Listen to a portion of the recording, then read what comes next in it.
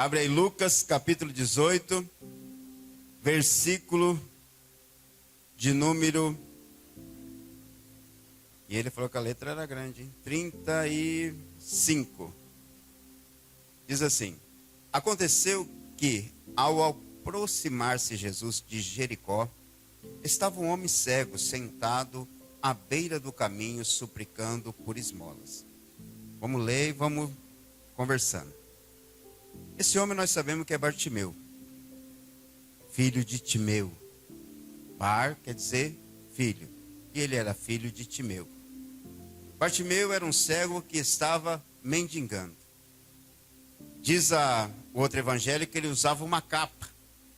E essa capa era outorgada por Roma, dando a ele a liberdade de pedir esmola. Então, com aquela capa, ele podia pedir esmola. Ele podia estar ali. Ele era um mendigo, vamos dizer assim, credenciado.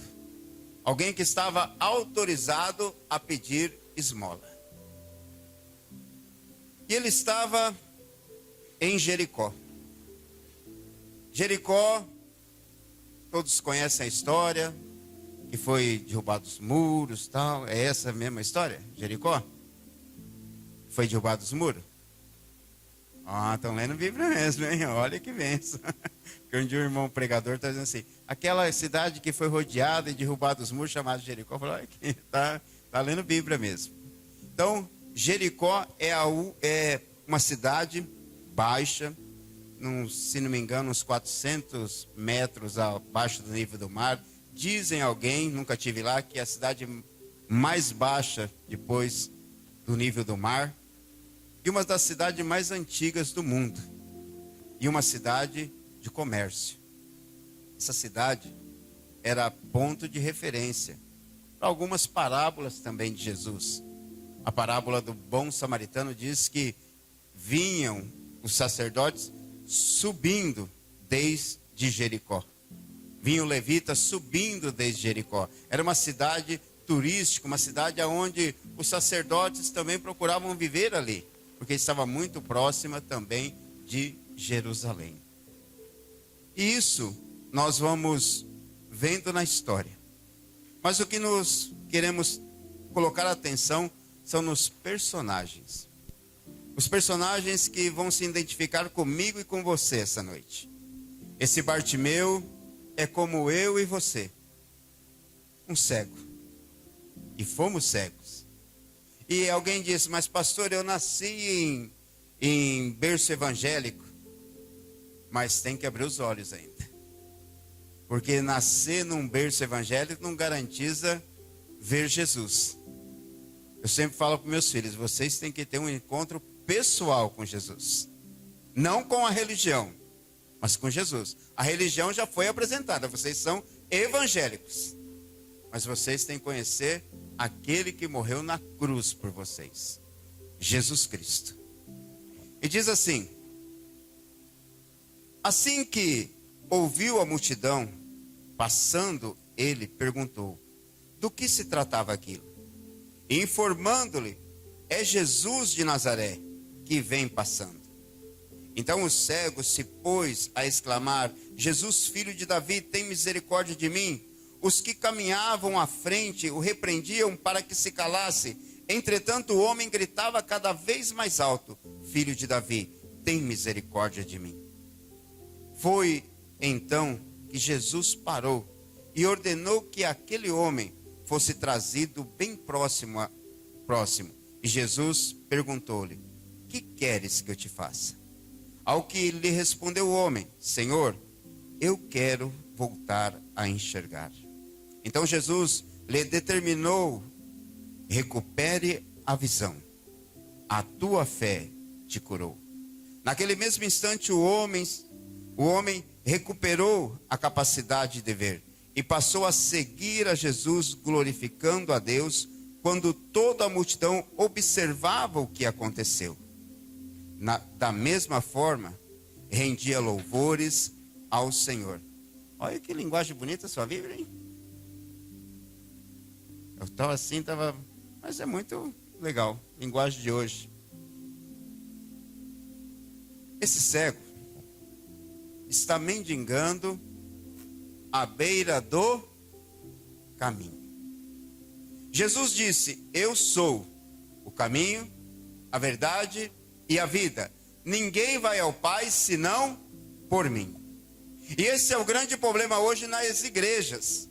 Os mendigos espirituais, os mendigos credenciados na igreja, aqueles que estão na igreja só para pedir uma esmola, para pedir as migalhas que caem da mesa do Senhor. E quantos são hoje aqueles que vêm na igreja por uma migalha, sendo que nós temos todo o reino à nossa disposição?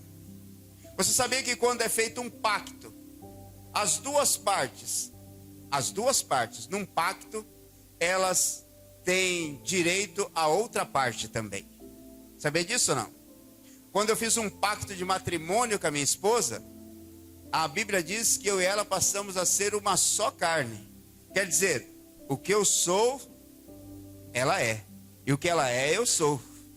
Em outras palavras, já não sou eu que vivo, vamos dizer assim como Jesus disse, é eu e ela. Estamos num pacto de matrimônio. Um pacto que nos dá o direito de educar os nossos filhos por igual. Um pacto que nos dá o direito de vivermos por igual, baixo o mesmo teto. E quando estamos em Jesus, também temos um pacto com Jesus. Nós passamos a ter um pacto com o Senhor. Em outras palavras, tudo que é do reino é nosso. E tudo que é nosso é do reino.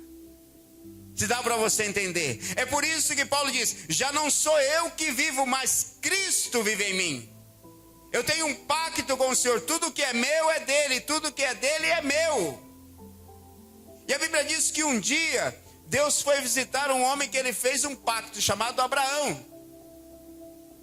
E a Bíblia diz que o Senhor disse assim: agora eu vou ver se Abraão está entregando tudo mesmo para mim, se o pacto está valendo. Porque eu estou para abençoar ele, mas eu quero saber se ele vai entregar tudo para mim. E o Senhor disse para ele assim: Abraão, dá-me o seu único filho. Não era único, tinha outro, tinha Ismael.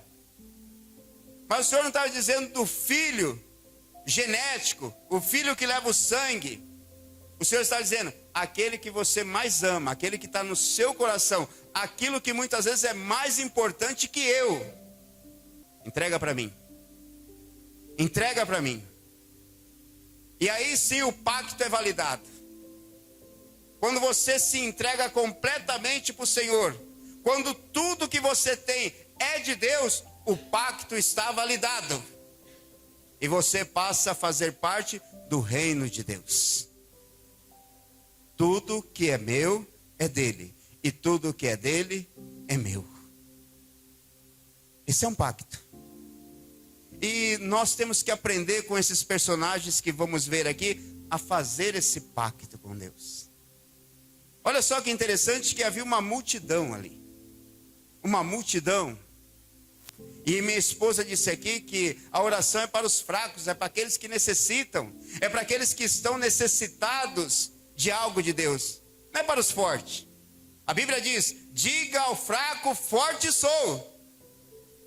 Clama a mim e responder-te-ei, e anunciar-te-ei coisas grandes e ocultas que tu não conheces. O Senhor então está passando, entrando, ele está na entrada de Jericó. Ele ainda não entrou em Jericó, ele está entrando. E uma multidão está seguindo Jesus, como aquela multidão que estava seguindo ali a mulher do fluxo de sangue, que apertava e oprimia Jesus, mas aquela mulher do fluxo de sangue foi e tocou em Jesus. E ele disse: de mim saiu virtude, alguém me tocou. E agora existe um cego, que aos olhos de todos é um inválido, que aos olhos de todos é alguém que está ali só para receber esmola, alguém que não tem direito. Mas esse cego começa a perguntar: quem é que está passando aqui? E alguém diz: é Jesus de Nazaré. Aquele mesmo que faz milagre. Aquele mesmo que fez maravilhas em outros lugares. Ele está passando aqui hoje. Ele está no meio de nós. Quantos creem que ele está no meio de nós? E quando o cego escuta isso, o cego passa a ver, antes de receber a visão espiritual. Antes de ver o natural, ele viu o sobrenatural. Ele viu que ali estava aquele que podia curá-lo. Ele viu pela fé. Porque primeiro você tem que ver pela fé.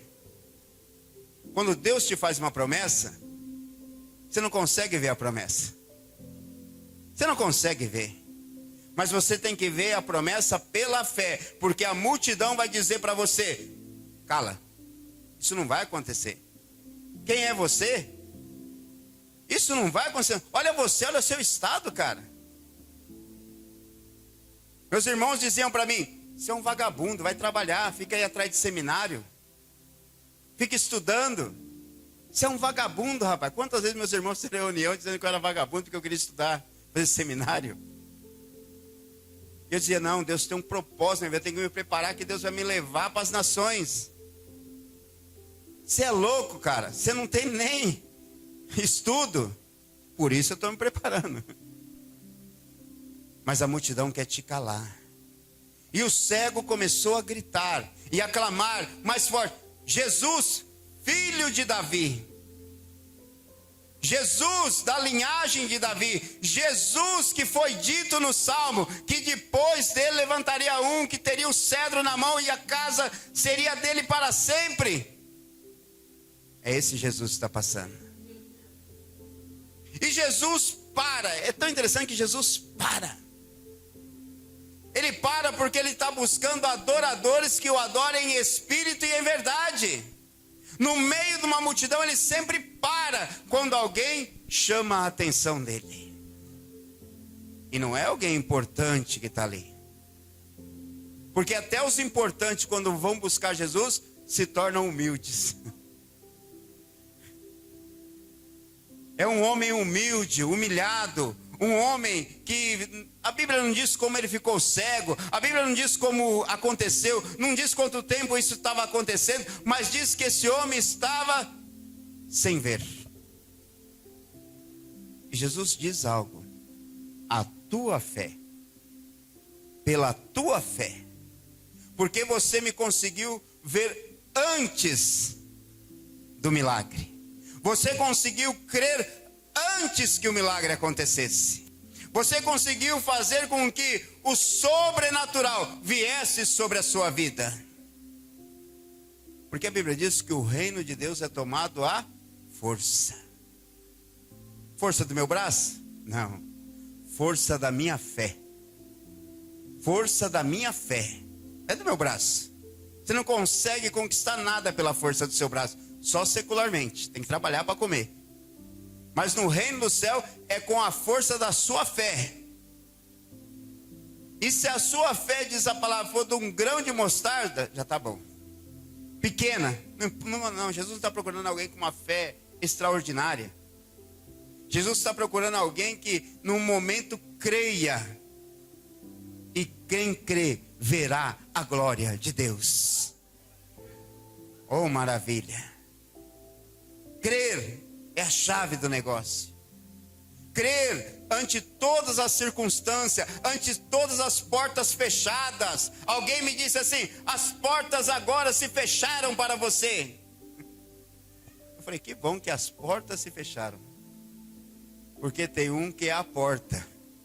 E quando ele resolve abrir, não tem quem fecha. Não tem quem fecha. Quando ele resolve abrir, não tem quem fecha. Mas quando ele resolve fechar também, não tem quem abre. Tem portas que estão se fechando na sua vida por um propósito maior. E você está dizendo: por que isso está acontecendo? Por que aquilo está acontecendo? E quando Deus quer nos usar em algo, Ele começa a nos afunilar para a direção que Ele quer. Porque assim, quando você aceita Jesus, Ele abre um caminho no mar. Olha que legal, um caminho no mar. O povo sabia onde estava passando? Sabia. Tinha uma coluna de água aqui, uma coluna de água aqui, e o povo está passando em seco, feliz da vida. Só que eles chegaram aonde? Deserto. E deserto, para onde você olha, é caminho. Se você olhar para cá, é caminho. Se você olhar para lá, é caminho. Para lá, é caminho. Qualquer lugar é caminho. Então o Senhor diz, agora, no deserto, você vai ter que ser guiado. Eu não vou abrir caminho, eu vou te guiar no deserto. De noite, eu vou colocar uma coluna de fogo para você seguir. E de dia, eu vou te colocar uma nuvem para você seguir, para você entender que eu sou o seu amparo, que eu sou aquele que te guio, que eu sou aquele que abre o caminho no deserto. Que sou eu, você tem que olhar para mim. Mas olha, toma cuidado, para você não terminar andando em círculo. Toma cuidado para você não ficar no meio do caminho, a multidão te contaminar e você dizer, não vamos chegar a lugar nenhum. Ai, que bom eram as cebolas lá atrás. Ah, que bom era o meu passado. Cuidado para não virar estátua de sal. Vai seguindo, Senhor, é por aqui? Então vamos.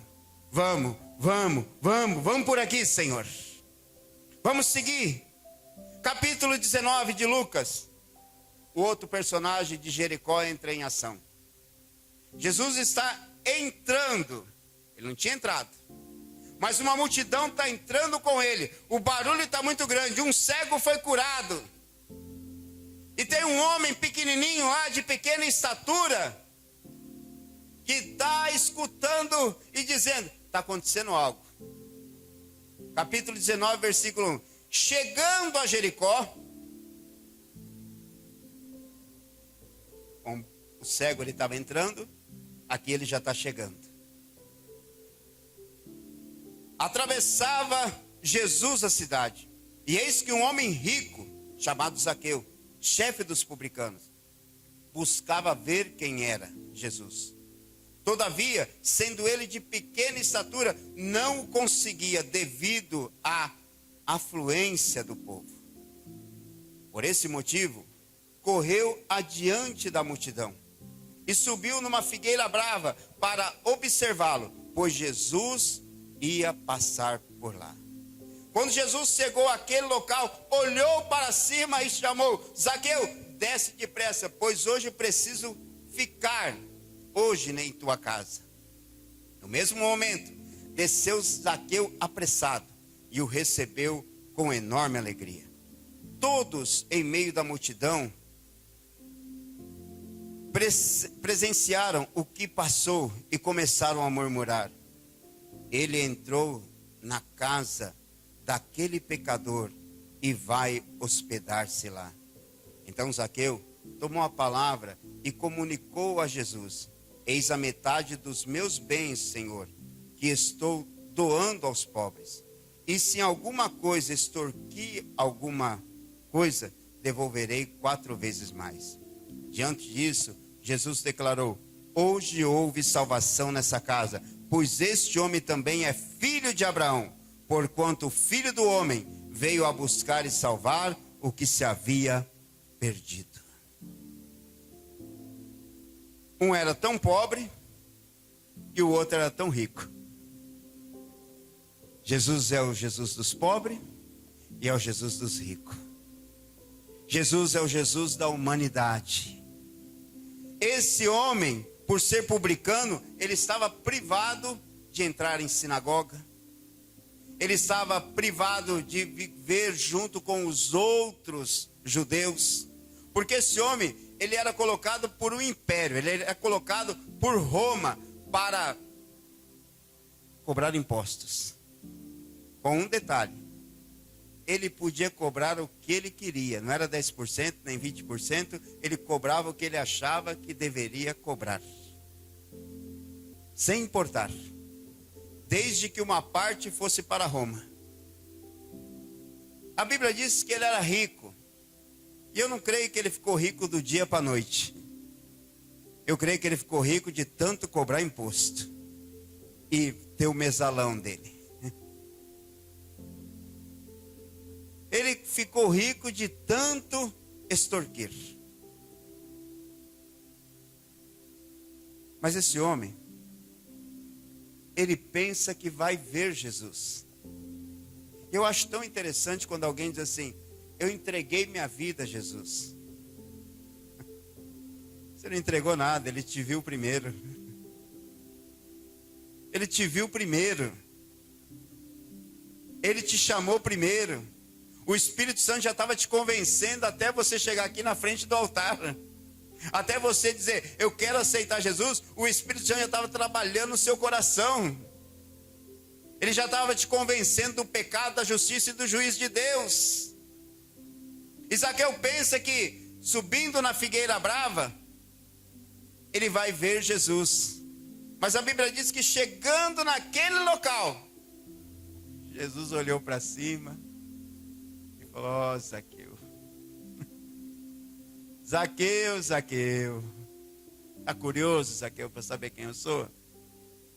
Está querendo saber quem eu sou, Zaqueu? E é exatamente o que o pastor Alessandro disse aqui. Tem muita gente curiosa para saber quem é Jesus.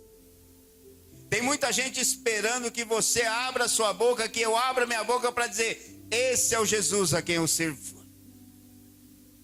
Tem muita gente que está se escondendo, entre aspas, mas que em realidade quer saber quem é Jesus. Zaqueu diz que quando Jesus o chamou e disse, desce depressa, a Bíblia diz que a resposta foi automática. Ele desceu muito depressa. Eu acho que ele desceu até escorregando de lá. Baixinho, pequenininho. E ele desce transformado. Essa que é a maravilha. A riqueza não é problema. Quando ele diz assim, eu vou devolver, eu vou dar metade dos meus bens, ele estava dizendo assim, isso já não é mais o importante para a minha vida. Eu tenho um pacto contigo.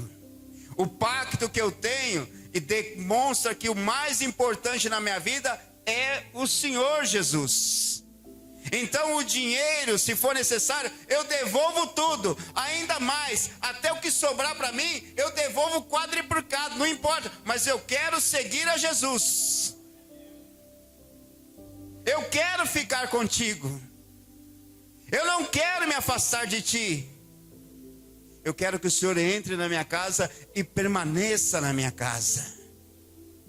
Eu quero que o Senhor me ensine, eu quero que o Senhor caminhe comigo.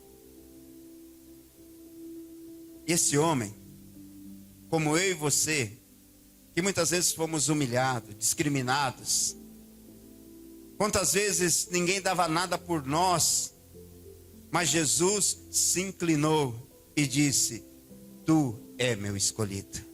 Hoje me convém entrar na sua casa.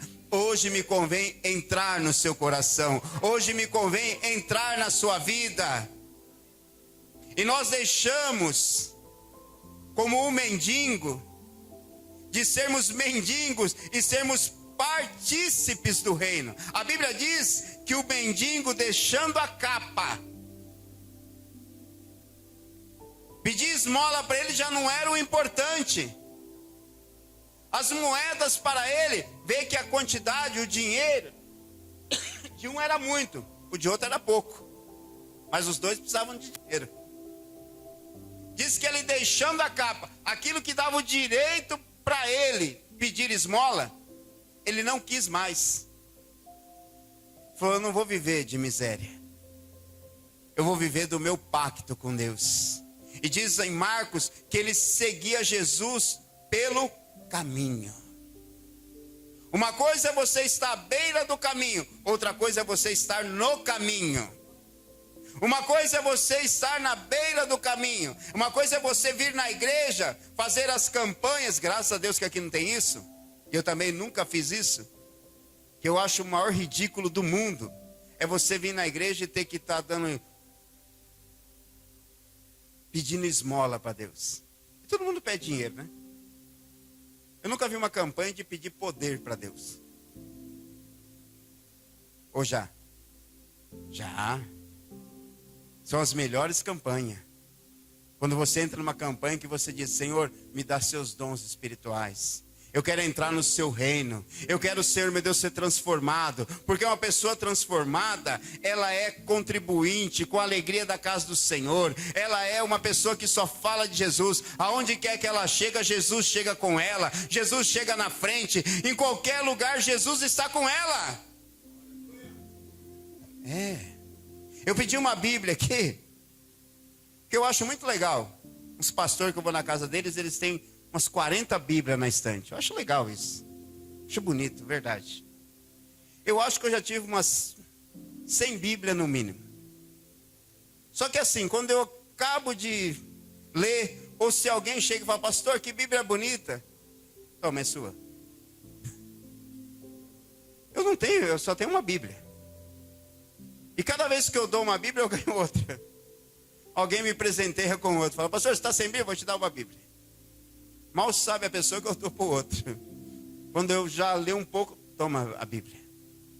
Porque você vai semeando.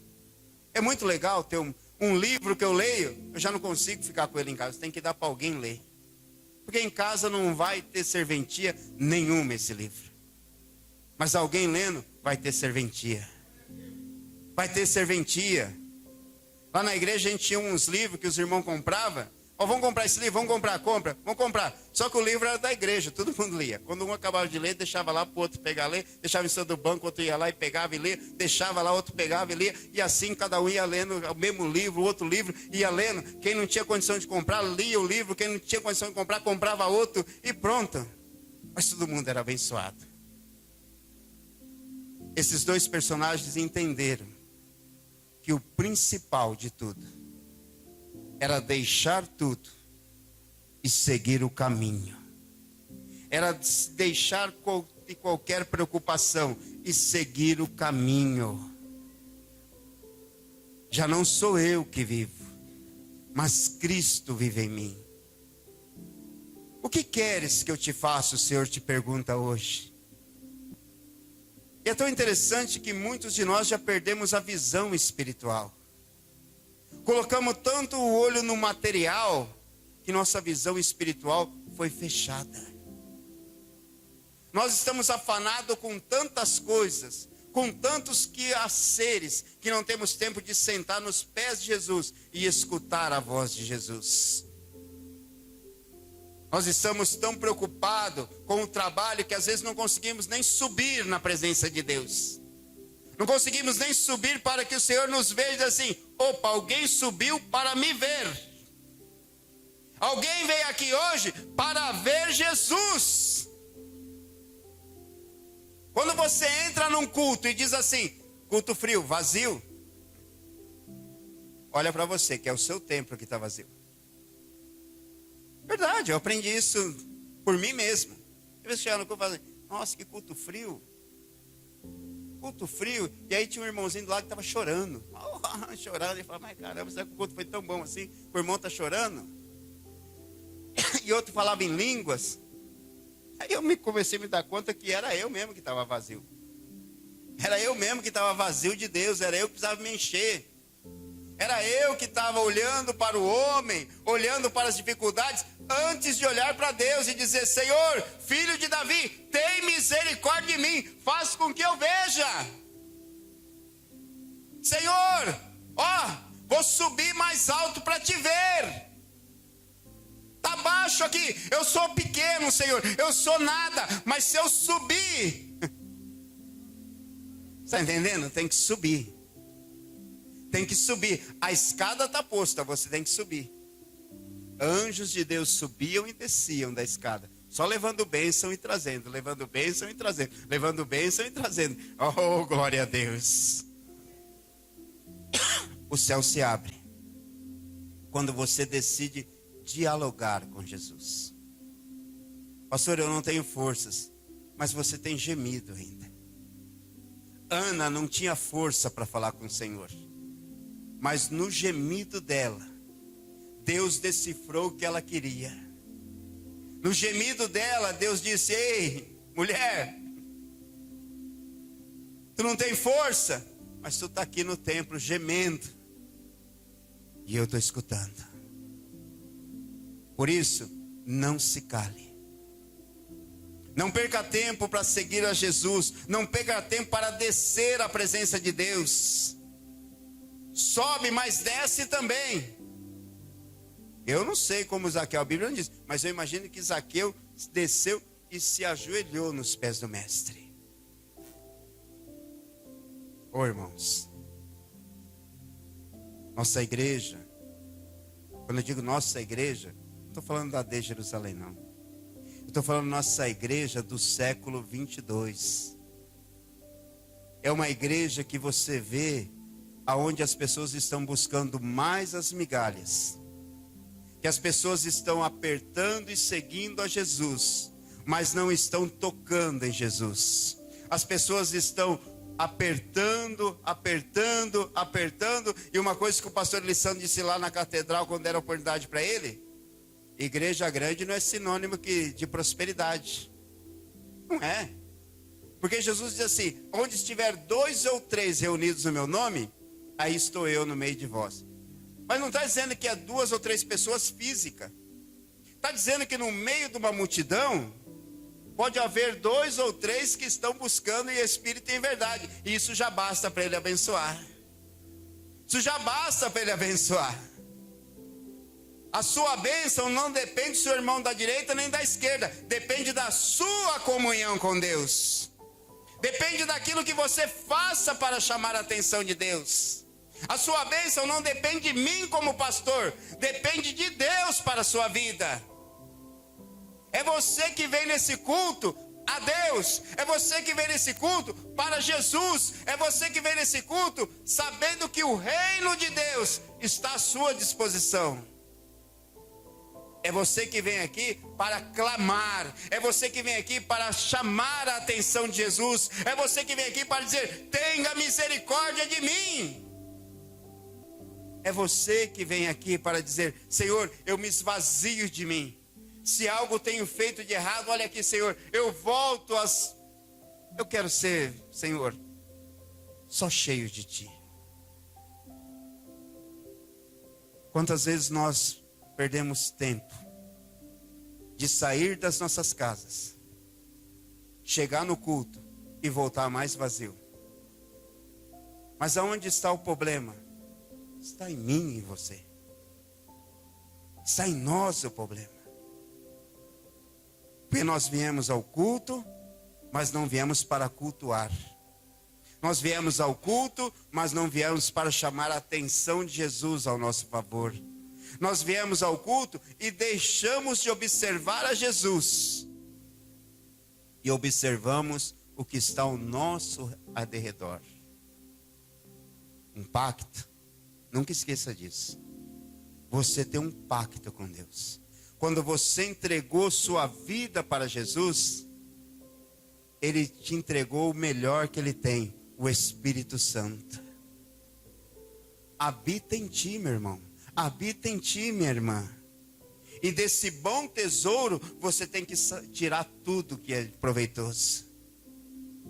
É desse bom tesouro. É desse bom tesouro. É desse bom tesouro.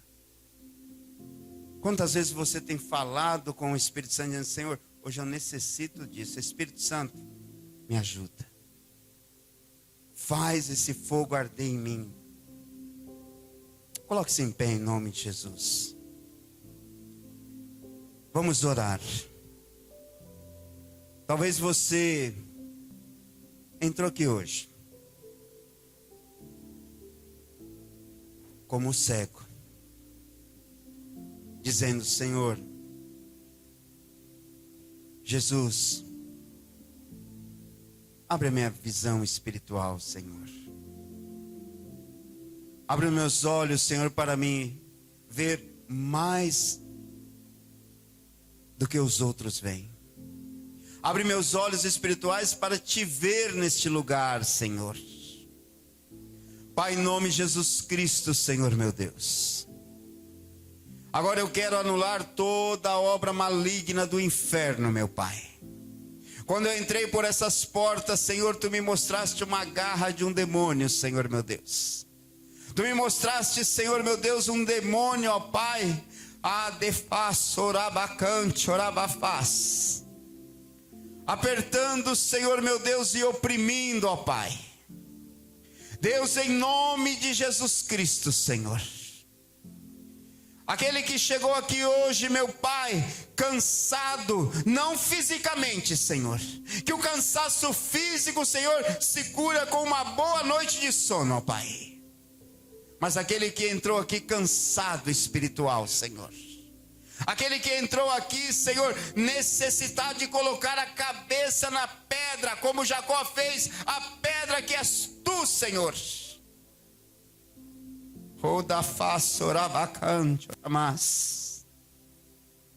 Começa, Senhor meu Deus, a dar visões espirituais, a mostrar, Senhor meu Deus, o trabalhar dos seus anjos em favor de cada um, Senhor. A mostrar, Senhor meu Deus, que o Senhor está presente na vida de cada um. Esse demônio, Senhor, que tem atormentado esta casa, a casa do teu filho, da tua filha, Senhor, com discussão, com, Senhor, brigas, eu repreendo agora em nome de Jesus. Todo espírito demoníaco, todo espírito enviado pelas trevas, meu Pai, para trazer confusão na vida dos crentes, Senhor, eu repreendo em nome de Jesus. Pai amado, Pai bendito, aqueles que tentam, Senhor meu Deus, apertar e oprimir aquilo que o teu filho, a tua filha tem, Senhor meu Deus, para receber de ti, ó Pai, a palavra que venha de encontro, Senhor, nós anulamos, Senhor, nós anulamos todas as vozes no ouvido do teu filho e da tua filha negativa, e que o teu filho, a tua filha possa somente ver a ti, Senhor, no caminho. Pai, em nome de Jesus Cristo, ó Deus, que nesse culto, Senhor meu Pai, nós possamos sair daqui brincando, Senhor meu Deus, no Espírito. Que nós podemos, quando eu digo brincando, estou falando em espanhol. Nós podemos sair aqui saltando no Espírito, mas não saltando fisicamente, mas saltando no Espírito mesmo, Senhor. Com uma convicção que o Senhor está, Senhor, nos chamando, que o Senhor está parando para nos ouvir em cada oração que fazemos, o Senhor se detém para ouvir a nossa voz, Senhor, e para perguntar: o que queres que eu te faça? Que maravilha, Senhor, é saber que o Senhor quer ouvir as nossas vozes, voz de meros pecadores, cegos muitas vezes, mas o Senhor quer, Senhor meu Deus, também repousar na casa de cada um de nós aqui, muitas vezes pecadores, ó Pai, que nos sentimos indignos, Senhor, até mesmo de chegar à tua presença, mas o Senhor diz: é na sua casa que me convém hoje entrar e repousar, é na sua casa que me convém hoje trabalhar, é na sua casa hoje que eu vou entrar, dormir com você lá, falar aos seus ouvidos, é na sua casa. É na sua casa. Você que tem tido, ei, cantorabassai, Senhor, Senhor, eu não sou digno. O Senhor te diz: tu és digno, tu és digna. Nenhuma acusação vale para aqueles que são chamados filhos de Deus. O Pai quer escutar a sua voz, e o Pai quer que você escute a voz dele. Que Deus abençoe em nome de Jesus. Amém.